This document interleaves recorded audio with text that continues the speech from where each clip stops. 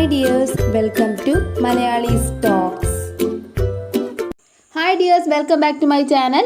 Calicut university second semester Malayalam BCom BBA കാരുടെ previous year question paper ഡിസ്കഷൻ്റെ രണ്ടാമത്തെ part video ആയിട്ടാണ് ഞാനിപ്പോൾ വന്നിരിക്കുന്നത്. അപ്പോൾ എല്ലാവരും ക്ലാസ് കാണുന്നതിന് മുമ്പ് ചാനലൊന്ന് സബ്സ്ക്രൈബ് ചെയ്യുക. അതുപോലെ ഞാനൊരു കുഞ്ഞു ചാനലിൻ്റെ പേര് കൂടി പറഞ്ഞിട്ടുണ്ടായിരുന്നു, അതിൻ്റെ ലിങ്ക് ഞാൻ ഡിസ്ക്രിപ്ഷനിൽ കൊടുക്കുക. എല്ലാവരും ഒന്ന് സപ്പോർട്ട് ചെയ്യുക. ഓക്കെ, അപ്പോൾ നമുക്ക് ക്ലാസ് സ്റ്റാർട്ട് ചെയ്യാം. അതുപോലെ എൻ്റെ ചാനലിൻ്റെ കാര്യം ആരും മറക്കരുത് കേട്ടോ. ഇഷ്ടമാവുകയാണെങ്കിൽ എല്ലാവരും ഷെയർ ചെയ്ത് കൊടുക്കുകയും അതുപോലെ എൻ്റെ ചാനൽ സബ്സ്ക്രൈബ് ചെയ്യുകയും ചെയ്യണം. ഓക്കെ, അപ്പോൾ നമുക്ക് അടുത്ത സെക്ഷൻ ബി സെക്ഷനിലേക്ക് കടക്കാം. ബി സെക്ഷൻ തുടങ്ങുന്നത് 16ാമത്തെ ചോദ്യം മുതലാണ്. അപ്പോൾ 16ാമത്തെ ചോദ്യം ഇതാണ്: മുള്ളുമുരിക്കിൽ മാങ്കനി എങ്ങനെയുണ്ടാകും? സുമന്ത്രരുടെ ഈ ചോദ്യത്തിൻ്റെ സൂചിതമെന്ത്? ഈ ചോദ്യം വന്നിരിക്കുന്നത് സാകേതം എന്ന നാടകത്തിൽ നിന്ന് തന്നെയാണ്. അപ്പോൾ ഇവിടെ രാമാഭിഷേകം മുടങ്ങാണ്, അതായത് കൈകേയിയുടെ വാശിയെ തുടർന്ന് രാമാഭിഷേകം മുടങ്ങുന്നുണ്ടല്ലോ. ആ സന്ദർഭത്തിൽ സുമന്ത്രരും കൈകേയിയും തമ്മിലുള്ള സംഭാഷണമാണ് ഇവിടെ കൊടുത്തിരിക്കുന്നത്.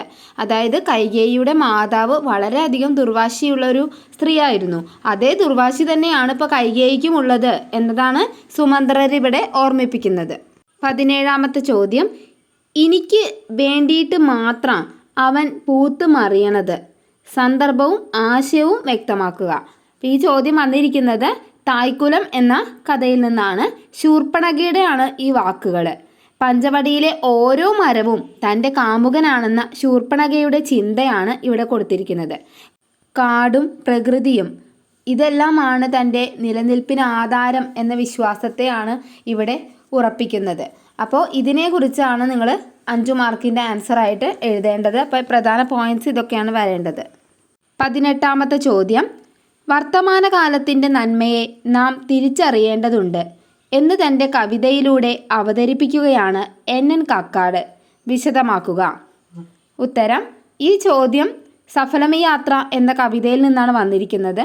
ജീവിതത്തിൽ കടന്നുപോയതെല്ലാം ഒരു വഴിയോര കാഴ്ചകളായി മറക്കാനും ഇനിയും കാലം ഇങ്ങനെ കടന്നു പോകുമ്പോൾ നമ്മുടെ നിലനിൽപ്പ് പോലും നിശ്ചയമില്ലാത്തതാണെന്നും അതുകൊണ്ട് ഇപ്പോൾ ലഭിക്കുന്ന ജീവിതത്തെ, അതൊരു മധുപാത്രത്തെ പൂർണ്ണമായി ആസ്വദിക്കണമെന്നുമാണ് കവി ഇവിടെ ഭാര്യയോട് ആവശ്യപ്പെടുന്നത്.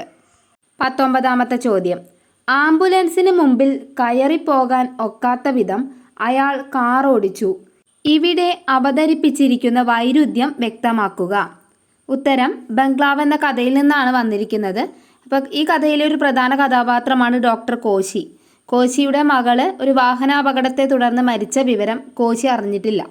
ഒരു രാത്രിയിലേക്ക് തൻ്റെ ഇണകളെ കൈമാറുന്ന ഒത്തുചേരൽ കഴിഞ്ഞ് ഡോക്ടർ കോശിയും ഭാര്യയും കൂടിയിട്ട് പോവുകയാണ് ആ സന്തോഷത്തിൽ. ആ സമയത്ത് പിന്നാലെ വരുന്ന ആംബുലൻസിന് കോശി വഴി നൽകുന്നില്ല. തൻ്റെ മകളുടെ മൃതദേഹവും വഹിച്ചു വരുന്ന ആംബുലൻസ് ആണ് അതെന്ന് യാഥാർത്ഥ്യത്തിൽ കോശി അറിയുന്നില്ല. ആ വൈരുദ്ധ്യങ്ങളെയാണ് ഇവിടെ അവതരിപ്പിച്ചിരിക്കുന്നത്. 20ാമത്തെ ചോദ്യം: ഞാൻ മനുഷ്യക്കുട്ടിയല്ലേ, എനിക്ക് ജീവനുണ്ട്. സന്ദർഭവും ആശയവും വ്യക്തമാക്കുക. മാധവിക്കുട്ടിയുടെ ഓർമ്മക്കുറിപ്പായ പാവക്കുട്ടിയിൽ നിന്നാണ് ഈ വരികൾ വന്നിരിക്കുന്നത്. ഇത് പറയുന്നത് കമലയാണ്. മമ്മ എന്ന തൻ്റെ പാവക്കുട്ടിയെ പ്രേമ കൊണ്ടുപോയതിൻ്റെ സങ്കടമാണ് ഇവിടെ അവതരിപ്പിക്കുന്നത്. മമ്മ കരയുകയാകും എന്ന് കമല പറയുമ്പോൾ അത് പാവക്കുട്ടിയല്ലേ എന്നാണ് അമ്മമ്മ സമാധാനിപ്പിക്കുന്നത്. അങ്ങനെ സമാധാനിപ്പിക്കുന്ന സമയത്ത് കമല ചോദിക്കുന്ന മറു ചോദ്യമാണ് ഇവിടെ കൊടുത്തിരിക്കുന്നത്. അടുത്ത ക്വസ്റ്റ്യൻ: അല്ലൽപ്പെടുന്ന കുചേല കുടുംബിനിയല്ലയോ നമ്മുടെ ഭാഷ ഇന്നും? കവി ഇപ്രകാരം വിഷാദിക്കുന്നതിന് കാരണമെന്ത്? അപ്പോൾ ഈ ചോദ്യം വന്നിരിക്കുന്നത് എൻ്റെ ഭാഷ എന്ന കവിതയിൽ നിന്നാണ്. അപ്പോൾ ഇവിടെ പറയുന്നത് എന്താണെന്ന് വെച്ച് കഴിഞ്ഞാൽ, മലയാള ഭാഷയുടെ ശക്തിയും ആഴവും മനസ്സിലാക്കാതെ കാലിക പ്രസക്തി നഷ്ടപ്പെടുത്തുന്നത് കണ്ട കവി ഭാഷ ദരിദ്രയായി മാറുകയാണ് എന്നാണ് സൂചിപ്പിക്കുന്നത്. 22ാമത്തെ ചോദ്യം: കേൾപ്പിൻ ജനമേ എന്ന് പറഞ്ഞുകൊണ്ട് ദുഷ്യന്തൻ ജനങ്ങളോട് പറഞ്ഞതെന്തെല്ലാം? ശകുന്തള തൻ്റെ പത്നിയാണ്, ചെക്കൻ തൻ്റെ മകനാണ്, അവൻ രാജാവാകും, അവൻ കപ്പയും കോപ്പയും മറ്റ് രാജാക്കന്മാരിൽ നിന്ന് വാങ്ങും, ഇവനെ ഭയന്ന് ദേവേന്ദ്രൻ വരെ ഓടി ഒളിക്കും, ഇവന് ഭരതൻ എന്ന് പേരിടും, അങ്ങനെ ഇന്ത്യക്ക് ഭാരതം എന്ന പേര് ലഭിക്കും. ഇതൊക്കെയാണ് ദുഷ്യന്തൻ ജനങ്ങളോട് പറഞ്ഞത്. 23ാമത്തെ ചോദ്യം ഇത് ഈ സെക്ഷനിലെ അവസാനത്തെ ചോദ്യമാണ്. ജാത്യാധിഷ്ഠിത മേൽക്കോയ്മയ്ക്കൊപ്പം നിൽക്കാൻ പവിത്രയുടെ അമ്മ ബോധപൂർവം ചെയ്യുന്ന പ്രവൃത്തികൾ എന്തെല്ലാം? ഈ ചോദ്യം മോദസ്ഥിതനായങ്ങ് വസിപ്പു മല പോലെ എന്ന കഥാഭാഗത്തു നിന്നുള്ള ചോദ്യമാണ്. അപ്പം ഇവിടെ ചോറുണ്ണുക, പപ്പടം കാച്ചുക എന്നിങ്ങനെ ഭാഷയുടെ പ്രയോഗത്തിലും വെളുത്തുള്ളി ചേർക്കാതെ ആഹാരം ഉണ്ടാക്കുന്നിടത്തും ഓം എന്നെഴുതിയ താലി ഒളിപ്പിക്കുന്നിടത്തും ഗുരുദേവന്റെ ഫോട്ടോ മാറ്റുന്നതിന് ഭർത്താവിനെ നിർബന്ധിക്കുന്നിടത്തും എല്ലാം പവിത്രയുടെ അമ്മ ബോധപൂർവം തന്നെ ജാത്യാധിഷ്ഠിത മേൽക്കോയ്മയെ അംഗീകരിക്കുന്നതായിട്ട് നമുക്ക് കാണാൻ സാധിക്കും. അടുത്തത് സി സെക്ഷനാണ്. എസ്എ ക്വസ്റ്റ്യൻ്റെ സെക്ഷനാണത്. 24ാമത്തെ ചോദ്യം മുതലാണ് തുടങ്ങുന്നത്.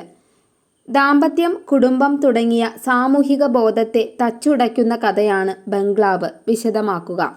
അപ്പോൾ ഈ ചോദ്യത്തിൻ്റെ ഉത്തരം പ്രധാനമായിട്ട് അറിയേണ്ടത് ഞാൻ എപ്പോഴും പറയാറുണ്ട്, ആ കഥ നന്നായിട്ട് വായിക്കുക, അതിൻ്റെ സമ്മറി മനസ്സിലാക്കുക. അതുപോലെ എസ്എ എഴുതുമ്പോൾ എപ്പോഴും പ്രത്യേകം ശ്രദ്ധിക്കണം, പാരഗ്രാഫ് തിരിച്ചെഴുതുക, നല്ലൊരു ഇൻട്രൊഡക്ഷനും നല്ലൊരു കൺക്ലൂഷനും കൊടുക്കുക. ഓക്കെ. അതുപോലെ തന്നെ ആ ഒരു ബംഗ്ലാവ് എന്ന കഥ എന്ന് പറയുന്ന ഇന്നത്തെ കാലത്ത് നിലനിൽക്കുന്ന ഒരു യാഥാർത്ഥ്യത്തെ കാണിക്കുന്ന ഒരു കഥയാണ്. അതുപോലെ ദാമ്പത്യവും കുടുംബവും ഒക്കെ അവിടെ ഒന്നും അല്ലാതായി തീരുന്ന ഒരവസ്ഥ നമുക്കതിൽ കാണാൻ സാധിക്കും. ഇനി അടുത്ത ചോദ്യം 25ാമത്തെ ചോദ്യമാണ്. ഹൃദയസ്പർശിയായ രംഗങ്ങൾ ചേർന്നിരിക്കുന്ന ഒരു ദുരന്ത നാടകം എന്ന നിലയിൽ സാകേതം എന്ന രാമായണ നാടകത്തെ വിലയിരുത്തുക. അപ്പോൾ ഇവിടെ വരേണ്ടത് സാകേതം എന്ന നാടകം, അതിൽ പ്രധാനമായിട്ട് വരുന്ന ആശയം എന്തൊക്കെയാണ്, ആ 3 അംഗങ്ങളിലെയും ആശയങ്ങൾ ഉണ്ടാവുമല്ലോ, അതെന്തൊക്കെയാണെന്ന് മനസ്സിലാക്കി വെക്കുക. ഇനിയിപ്പോൾ ആർക്കെങ്കിലും സംശയം ഉണ്ടെന്നുണ്ടെങ്കിൽ എൻ്റെ ചാനലിൽ ഞാൻ അതിൻ്റെ ചാപ്റ്റേഴ്സിൻ്റെ സമ്മറി ഓരോ അംഗമായിട്ടൊക്കെ കൊടുത്തിട്ടുണ്ട്. അപ്പോൾ അതൊന്ന് മനസ്സിലാക്കുക. അതിൻ്റെ ലിങ്ക് ഞാൻ ഡിസ്ക്രിപ്ഷനിൽ കൊടുക്കാം. 26ാമത്തെ ചോദ്യം. സ്ത്രീ സ്വത്വത്തെ അപമാനിക്കുകയാണ് തായ്ക്കുലം എന്ന കഥയിൽ.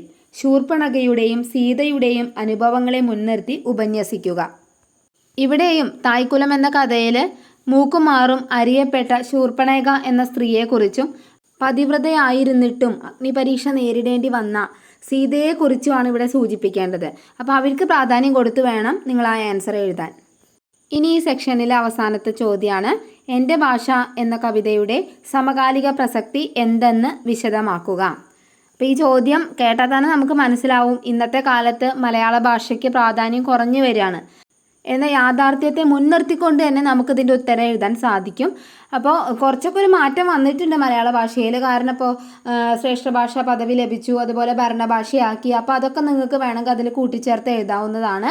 അതുപോലെ നമ്മുടെ ഭാഷയ്ക്ക് എത്രമാത്രം പ്രാധാന്യം കൊടുക്കണം, അതുപോലെ നമ്മുടെ ഭാഷയുടെ ഗുണങ്ങൾ എന്തൊക്കെയാണെന്നൊക്കെ നമുക്കതിൽ വിശദീകരിച്ച് എഴുതാം. നിങ്ങൾക്ക് നിങ്ങളുടെ ഓൺ വേർഡ്സിൽ എഴുതാൻ പറ്റിയ നല്ലൊരു എസ്സേ ആണ് എൻ്റെ ഭാഷ എന്നുള്ള ഈ ഒരു എസ്സേ എന്ന് പറയുന്നത്. അപ്പോൾ അതനുസരിച്ച് നിങ്ങൾ നന്നായിട്ട് എഴുതുക. അപ്പോൾ നിങ്ങൾ ഇതൊക്കെ കേട്ടതിൽ നിന്ന് നിങ്ങൾക്ക് മനസ്സിലായിട്ടുണ്ടാവും നിങ്ങളുടെ ടെക്സ്റ്റാണ് ഏറ്റവും ഇമ്പോർട്ടൻറ്റ്. ടെക്സ്റ്റ് നന്നായി വായിക്കുക, സമ്മറി മനസ്സിലാക്കി വെക്കുക, എങ്കിൽ തന്നെ നല്ല മാർക്ക് സ്കോർ ചെയ്യാനായിട്ട് പറ്റും. അപ്പോൾ എൻ്റെ ക്ലാസ് എല്ലാവർക്കും ഇഷ്ടപ്പെട്ടു എന്ന് വിചാരിക്കുന്നു. ഇഷ്ടപ്പെട്ടാൽ സബ്സ്ക്രൈബ് ചെയ്യാൻ മറക്കരുത്. നിങ്ങൾ സെക്കൻഡ് സെമസ്റ്റർ ബികോം BBAക്കാരുടെ ഇമ്പോർട്ടൻറ്റ് ക്വസ്റ്റ്യൻസ് അടങ്ങുന്ന ഒരു വീഡിയോ ഞാൻ കഴിഞ്ഞ ഒരു എക്സാമിന് അപ്ലോഡ് ചെയ്തിട്ടുണ്ടായിരുന്നു. അപ്പോൾ അതിന് നല്ല രീതിയിലായിരുന്നു, അതിൻ്റെ ക്വസ്റ്റ്യൻസൊക്കെ നല്ല രീതിയിൽ തന്നെ എക്സാമിന് ചോദിച്ചു. എല്ലാവർക്കും നന്നായിട്ട് എഴുതാൻ പറ്റിയെന്നാണ് ഞാൻ അറിഞ്ഞത്. അപ്പോൾ അതുപോലെ തന്നെ ഒരു വീഡിയോ ഞാൻ ഈ പ്രാവശ്യവും ചെയ്യുന്നുണ്ട്. അപ്പോൾ ആരും തന്നെ അത് കാണാതെ പോകരുത് കേട്ടോ, കാരണം നിങ്ങൾക്കത് വളരെ മിസ്സാവും. അപ്പോൾ അതുകൊണ്ടാണ് പറയുന്നത്, എല്ലാവരും അതൊന്ന് ശ്രദ്ധിക്കണേ, അത് മറക്കരുത്. പിന്നെ ഈ ഒരു സെക്കൻഡ് സെമ്മോട് കൂടി ബികോം BBAക്കാർക്ക് മലയാളം കഴിയാണ് എന്ന് വെച്ച് ആരും സബ്സ്ക്രൈബ് ചെയ്യാതെ പോകരുത്. കാരണം നിങ്ങൾക്ക് യൂണിവേഴ്സിറ്റി നോട്ടിഫിക്കേഷൻ കറക്റ്റായിട്ട് അതാത് ടൈമിൽ ഞാൻ ഇടാറുണ്ട്. അപ്പോൾ നിങ്ങൾക്കത് വേഗത്തിൽ അറിയാനായിട്ട് നിങ്ങൾക്ക് എൻ്റെ ചാനൽ സബ്സ്ക്രൈബ് ചെയ്ത് കഴിഞ്ഞിട്ടുണ്ടെങ്കിൽ നിങ്ങൾക്കത് സഹായമാവും. പിന്നെ അതേപോലെ അറിയുന്ന എന്തെങ്കിലും സബ്ജക്റ്റുകളാണെന്നുണ്ടെങ്കിൽ ഞാനത് എടുത്തു തരുന്നതുമാണ്. ഓക്കെ. അപ്പോൾ എല്ലാവർക്കും thank you for watching. By.